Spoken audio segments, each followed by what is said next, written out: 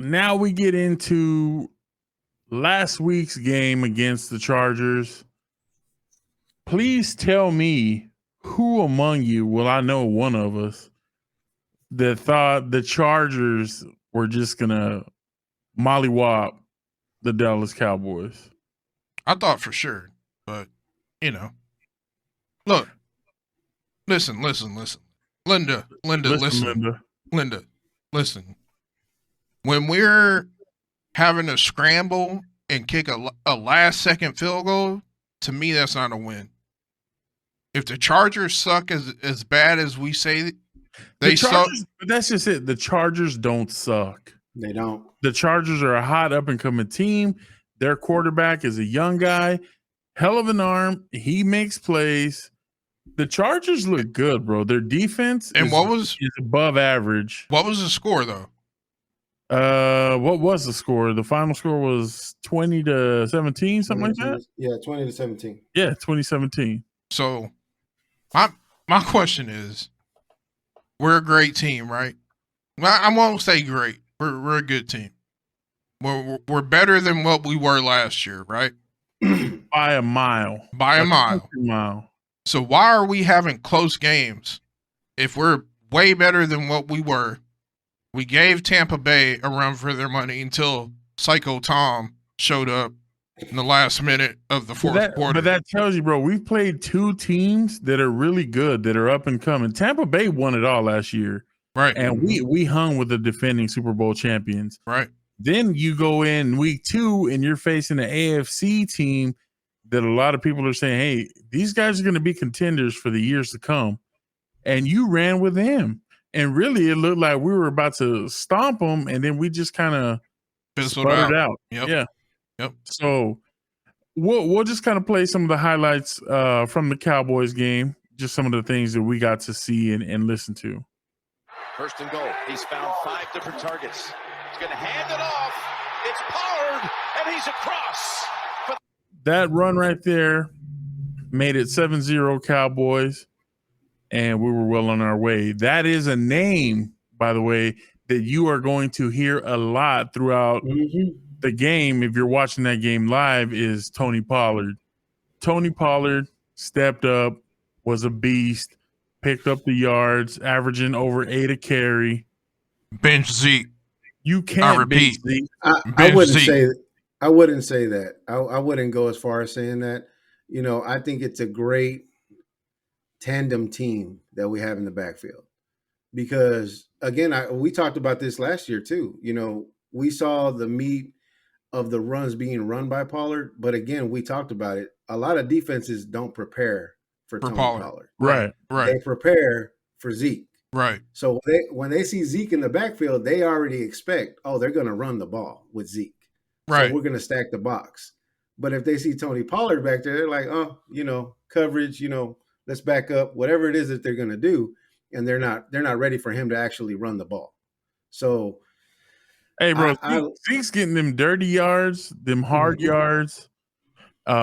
His pass protection is next level. I don't see a lot of running backs protecting the quarterback's ass like he does. Not like that. No. I'm not hating on Zeke. Oh, I know. I was pissed because I had Pollard on the bench. I was highly upset, bro. I told you, dog. Highly pissed off, bro. You mad for a completely different reason, because your fantasy was like, "Oh, come on, man." He left a lot of points on the bench. I still won the game, but I left like 20 points on the bench. I'm just dumb. But that's what I'm telling you, fam. Like, you have a guy that's going to give you the speed runs that can hit the edge, cut it up. That's the one thing that I see with Zeke. Like, he hits the edge, but I'm like, cut up. And he's just like, he strings it all the way out, or he'll get back to the line of scrimmage and get tackled. Still that COVID, bro. COVID still got him messed. That COVID got his lungs kind of. So let's go, bro. So at this point, we're up 7-0. For the Dallas touchdown. Third play, it's Herbert. Intercepted. You just mentioned Diggs. That's his 5th pick in his first 14 career games. Then you got Trayvon Diggs with another turnover for the Cowboys. Are you, That's another name you're starting to hear on a weekly basis. are you trying to say that we have a secondary now? Is that what you're trying to say? The secondary might not be as weak as we thought it was going to be. That's all I'm saying. It's not as weak, but I still saw a lot of miscues throughout the game. That's why the game was so tight. There was there's a liability. There's always. It's like secondary. you don't know how many times, and I think you put you posted on Facebook. Watching these Cowboy games is bad for my blood pressure. You ain't lying, because you're watching the game. You got them backed up 3rd and 15, I think, at one point. And then next thing you know, they are able to convert on 3rd and 15. And I'm like, how? You got to get off the field, bro. You got to get off the field. And it's like every time I turn around, I look, it's like somebody's busted a play. Yeah. Somebody got burnt. Somebody's missed their cue, and that's it. There ain't nothing worse than seeing your team give up a first down, and then you got some idiot going, That's my bad. My bad. Really? Yeah. Here we go. I've seen that happen. First down, play action. Deep ball, it's there. CD Lamb already in. Dak to CD, that's kind of getting better. It's better than it was in week 1, I'll tell you that. Yeah. And when they talk about an explosive player, CD Lamb, anytime he has the ball in his hands, man, I love to see that kid run after the catch. Right. Dude is explosive, big time. Yep. In his 6th year. First down carry. It's Pollard. Pollard high steps it. There you go. Pollard again, bro. Pollard getting those easy yards. He's 8 yards downfield before anybody's touching him. Right. Which is what you need. You like to see that. That means the line's doing their job. Pollard's being patient. He's seeing the holes. He's hitting the holes. He's explosive. And you can't compare his speed to Zeke's speed. It's just 2 different things. And he's shifty too. He can change and levels. You're pissing Jay off right now because he's like, and I benched him. Yeah. I did, bro. Man. Left him sitting there. Better yard. Yep. Here's the carry by Lamb. Something we hadn't seen before. CD Lamb in the backfield as a running back carrying the ball. At this point, it's 7-3 Cowboys. 2 minutes left in the first. We'll go Zeke. Off the right side, he's in. Zeke Elliott with the touchdown. About 20 seconds left in the first. Zeke goes in. We're up 14-3 at that point. I'm like, it's going to be easy work this week. Yeah. How wrong I was. And again, Zach opened it up for Zeke. I tell you right now, you're going to have to make an adjustment with him that much space. He's going to finish off every one of these. You see, Zach Martin turns his guy back inside. 2nd and 7. For Wilson. Then you had Cedric Wilson breaking ankles on the little screen pass to the left. Just dominated Young. So Young gave up almost and went to the other side by the end of the game. 3rd and 13. Pass rush. Leighton Vander Esch on the sack. There's a name you haven't really heard too much from this season. Since he got signed. What are you talking about? Not this season. Since he got signed. Hey, you got Micah Parsons out there? Micah Parsons stepped up big this week. Playing on the D-line, bro. Went from starting linebacker to defensive line. He's like, yes, wherever sir. you need me, I got you, coach. I got you. Yes, sir. They didn't have one last week. Vander Esch. Middle of the field. You can't. Yeah, because they're up there. It's 11-14, right at the half. And then throw it. Pass to CD. CD spins, breaks loose. Now he's running. He's wide open. I'm like, damn, we're about to score before the half. Pitches it to Zeke. Zeke gets to about the 4. I think he got to the 1, Jim. Zeke gets to the 4. It looked like the 1 to me. And he gets knocked out. In the last line of defense. And we talked. I really thought we had that. As Elliott shows a burst. Now it's 14 all in the middle of the third. Zeke getting them runs. 10 seconds left in the third. 3rd and 6. Chargers are driving here. End zone. Intercepted. Just the second. That was big right there. Interception in the end zone to stop a drive, a scoring drive, keep you tied, keep you in the game. Can't ask for nothing more from your defense at that point. Career red zone interception thrown by Herbert. Here's the last play of the quarter. Allen fell down there. Tony Pollard breaking a big one. And the Cowboys into the third. The fourth quarter at mid. He's been showing something here in this game. Oh, and he's able to stay on his feet. Tony Pollard again. Lead for the first time in this game.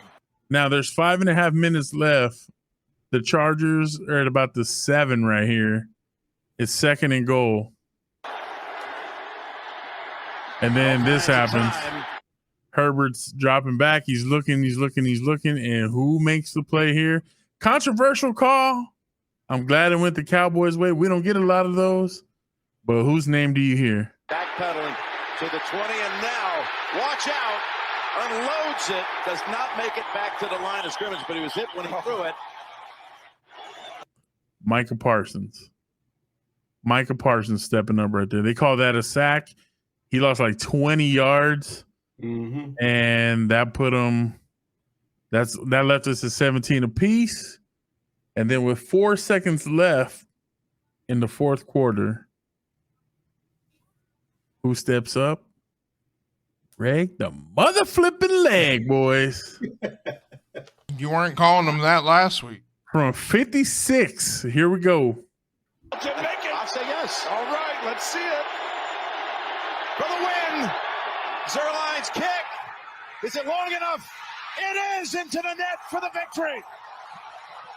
You called it. What a job. Dak Prescott played an outstanding game today. Coach McCarthy getting his team. You feel Boys. Game winner, 4 seconds left from a guy who could not hit the broadside of a barn last week. What are you thinking when you see that? You're dependent on a guy that was not dependable last week. I felt the same way Jay did earlier. Why would you leave the fate of the game on the shoulders of a guy that missed a lot last week? I to me, that's why I'm gonna go back to that post that you put on Facebook. Watching the Cowboys game give me bad high blood pressure, bad, bro. Because watching that game, it was nail biting to the last second, and then to see McCarthy say, "Yeah, let's go ahead and send Zerline out there to go ahead and kick the game-winning field goal," it was like, why? As a Cowboy fan, I'm sitting in my couch going, "Why? Why are we doing this right now? Please tell me he's not actually going to let him kick." And it wasn't close. It wasn't like it was 20 yards away. 56 yards away. The time management at the end of the game, boy, was ass cheeks, bro. Horrendous. So in that situation, the Cowboys were basically expecting the Chargers to call timeout. They didn't. The Cowboys, it just threw the whole game plan off. And instead of, hustling, let's get another couple plays. Let's try to at least get 10 yards, give them a little bit more comfortable kick. We ran it down to 4 seconds and said, to hell with it. We'll just let them kick it from here. That was scary, man, for sure. Big time. You come out with a win, and you got the Eagles this week.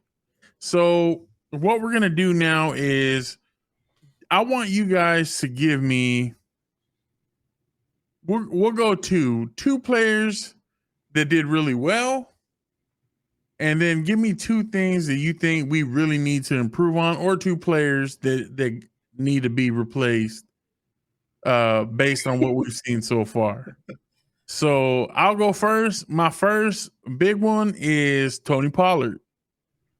Tony Pollard making some nice runs, getting some yardage, over 100, I believe. And he's running for playing time. He's showing the coaches, you need to give Zeke a breather. I'm here for you. Mm-hmm. You need a guy that'll get you some yards. I'm here for you. He's not a disturber. He's not one that's like, I'm not happy in my role. He's like, if you need me, I got you. What about you, Julio? Who do you think? Oh man, if I'm gonna call out one player that impressed me during the game, I'm gonna have to say Micah Parsons. To give up as much, not to give up the middle linebacker position and then move to defensive end. And then not only that, you're giving up weight there too, because he's not as big as those big boys on the line. No, not at all. Nowhere near as big as them. No. But man, like you said earlier, he tells the coach, "You need me somewhere, put me there. I will get it done." And he showed it, man. He was out working both the tackles for the Chargers many times throughout the game, and then got pressure in a game clutch situation where he got us that sack. Like we said, questionable call, but it was still a sack that backed him up. 20 yards? Right. So it's like that guy right there outshined for me on my end. The Cowboys are showing the ability to adapt. They're showing that whatever the situation calls for, they're prepared. That's the one thing that I like is they look prepared. They don't look overwhelmed. They don't look perplexed. Last year, that was the biggest thing the players talked about was they're not coaching us. We're not prepared. These guys look prepared. These guys look like whatever you got, we'll take it, and we'll find a way to stop it. I like that, man. I like that mentality, and I think Dan Quinn, night and day difference from what we had last year. Definitely at defensive coordinator. So I love it. Jay, you got anybody that you think did really well last week? I didn't watch the whole game, but I would say I'd have to go with Pollard because he's, like you said, he's picking up the load that Zeke can't right now. And it might not be Zeke's fault, but everybody prepares for Zeke, and they're gonna clog up, A gap, B gap, C gap every time they see Zeke run the ball, they're gonna close that off. So right. And that's kind of like the game plan that the coaches have talked about, especially McCarthy. He's like, it's a 17-game season. We don't need to hit Zeke with 20 and 30 carries a game right now because we need him later on in the year to just pound that rock when it gets a little colder and, the season kind of wears down on your body. Zeke should still be fresh. So smart. He's thinking ahead. We're blessed to have Pollard to be able to, keep Zeke fresh. Got a little 1-2 punch. Can't complain there. So now we go to something that we don't like to highlight very often, but it is something that needs to be addressed. And these are basically our thumbs down players or thumbs down coaches or thumbs down situations. And for me, my thumbs down for the player is going to go to Anthony Brown because Anthony Brown is a liability. He is consistent, bro. You see a receiver open, who's there? Anthony Brown. You see a guy getting beat, who is it? Anthony Brown. Anthony Brown got destroyed by Antonio Brown week 1. Made him look like Pittsburgh AB out there. Antonio Brown embarrassed Anthony Brown. Anthony Brown, he's the weak link in that secondary, man. Everybody's making improvements, and he's not. And maybe he's not a starter, but he's out there. Things happen. Our death is what it is. But he's not a guy that I want to see out there in my secondary, especially going up against somebody like an Antonio Brown or somebody like that. So, Anthony Brown, I need you to get it together. What about you, Julio? Who do you think deserves a thumbs down this week? I laughed when you said that because I'm thinking the exact same thing. Unfortunately, I hate to pick on one guy, but that guy right there, man, miscues, not lined up correctly, not in the right position at times, missing his own assignments. I mean, you could see it throughout the game. Won't turn around when the damn ball's in. For the life of him. And And when we talked about earlier, when you go, oh, we missed something, 3rd and 15, they converted and they turn around and they're like, that was me. That was my fault. That was him throughout the game. So it's like, I hate to point out one single player. I mean, there's a lot of good things that we're doing on the defensive side, especially now with Dan Quinn leading that defense. But it's just that guy, man. We just we need to find a replacement for him and quick, man. Really, really quick. I feel like he's got a bullseye on him every time he's out there. Like the quarterback's looking at, like, okay, where is he? That's who I'm looking at. That's where I'm going, right there. Right. He whoever he's covering, that's who I'm going to, right there. Absolutely. And so, you know, he's gonna have to step it up, man. If he's gonna continue to get that playing time, he has to step it up. What about you, Jay? Who do you want to highlight as a low light? I don't have a low light. I don't have a player in mind. I do have a situation though. We need to stop having these close ass games. That's what we need. That's what it just needs to stop. You just want to blow up? No, the Cowboys to blow out every team that we play, or what? Not a blowout, but like we shouldn't be depending on a field goal to win the game. That's why he gets paid. No, that's why that's why, like, when we spoke last week, you said, "What's your title? Professional football player." Yeah, you're a professional. Yeah, he's you're a right. professional kicker. That's why he gets paid to kick potential game-winning field goals. We would be in a totally different situation and totally different mood if he would have missed that fucking kick, and you know it. I agree. Everybody would have been sick. Everybody would have been upset. TVs would have been broke. Like all kinds of shit. So don't go there. He didn't. We need to, don't say he didn't, because he didn't. The first week he missed 3. So did he miss last week to win the game? He didn't miss last week to okay. That's all.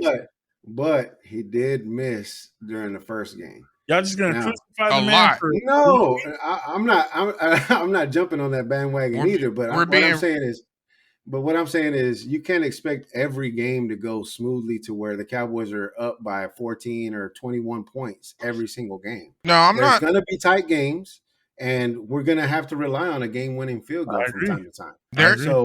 There will be tight games. Yes, I agree to that. I do. But that's like our MO. Like we'll sling it out with them, keep it close, and then it's always either we're kicking for a field goal, or it's always a nail biter situation every fucking time. That's Cowboy football, baby. And it's getting old, bro. It's getting old. Oh yeah. So that's our highlights and lowlights, our recap of last week. Coming up next, we get into Cowboys versus Eagles. What do we have? What do we think is going to happen? We'll get right back to it. Stick around.